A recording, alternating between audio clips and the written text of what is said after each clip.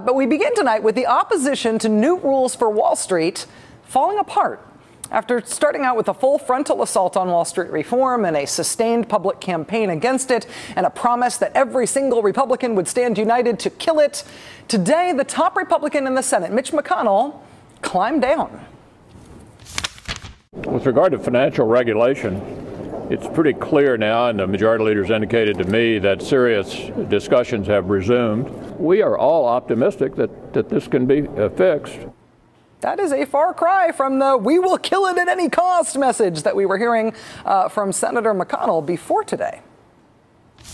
That is clearly not the direction the American people would like for us to go, and also not the direction Senate Republicans would like to go. Never again should taxpayers be expected to bail out Wall Street from its own mistakes. That was the top Republican in the Senate last week. So what explains why he's done a 180 now? See if you can spot Mitch McConnell's problem here. The first man you will see in this next clip is Mitch McConnell.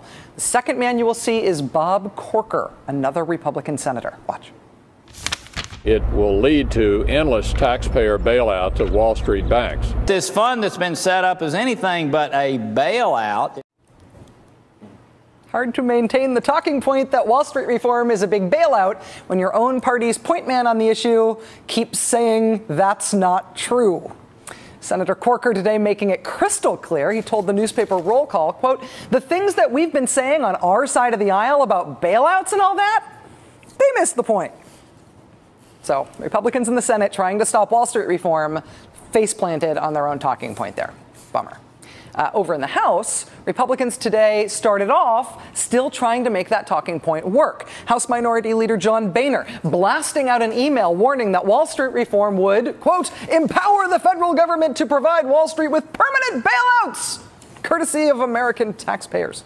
The Huffington Post's Sam Stein reporting today that even if Democrats were to take out the part of the bill that some Republicans have been saying would amount to a bailout, John Boehner admits he would still call it a bailout anyway. So the bill outlaws bailouts. It does not allow them. And if it was changed anyway to take out the part that some Republicans say is a bailout, even though it's not, they admit they would call it a bailout anyway.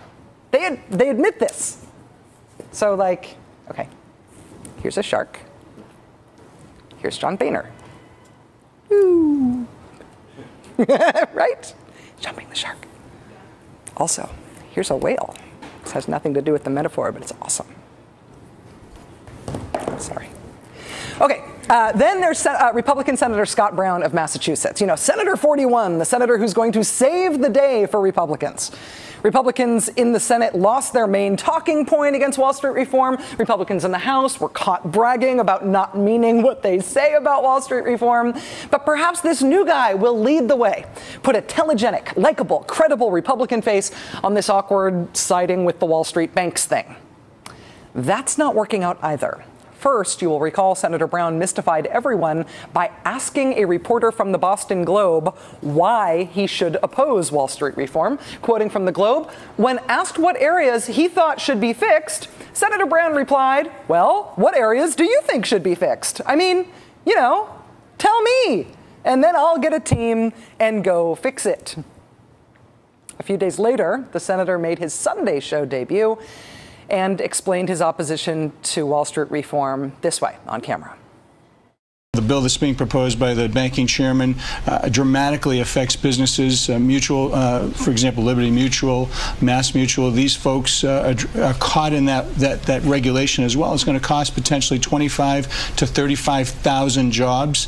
And well, now wait a minute, Senator. How can you say that? Well, I can say it very clearly because the regulations that they're trying to reel in with some of the risky hedging that bets are doing also affects companies like I just described in Massachusetts. It's very clear. It's very clear. It says very clear that this bill will cost 25,000 to 35,000 jobs in Massachusetts. Nearly a fifth of all financial industry-related jobs in Massachusetts will go away if this bill passes. To echo Mr. Schieffer here, wait a minute, Senator, how can you say that? What is it based on? When pressed by the Boston Globe to produce any basis for those rather shocking numbers, Senator Brown manned up and said, "I stand by them, and there will be larger numbers nationally." His staffers then cited a study done by a group called the Business Roundtable. The problem, as the Globe points out, that Business Roundtable study, quote, did not provide any Massachusetts-specific figures. So again, where's the basis for this 25,000 to 35,000 jobs are going to be lost in Massachusetts claim?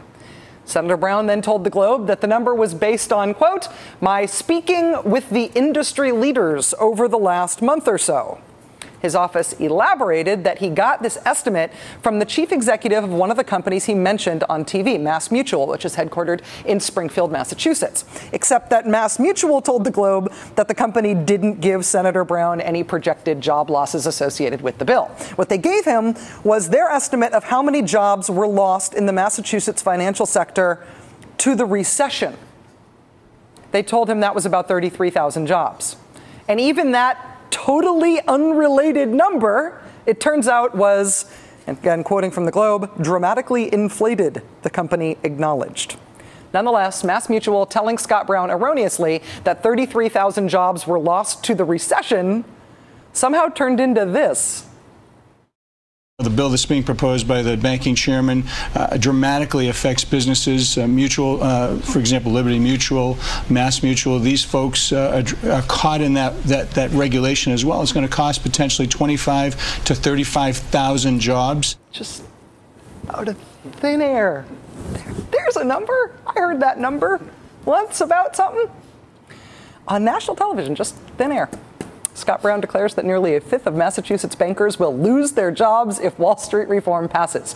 When we asked MassMutual for clarification today, they sent us this statement, which is classic. Quote, we are one of many financial institutions that have discussed the proposed financial regulatory reform bill with Senator Brown. We asked them to clarify and add some detail. That's it. That's all they'd give us. But at least they got back to us. Cannot say the same thing for Senator Brown. We also called his office today for a clarification on his 1/5 of Massachusetts bankers will lose their jobs declaration.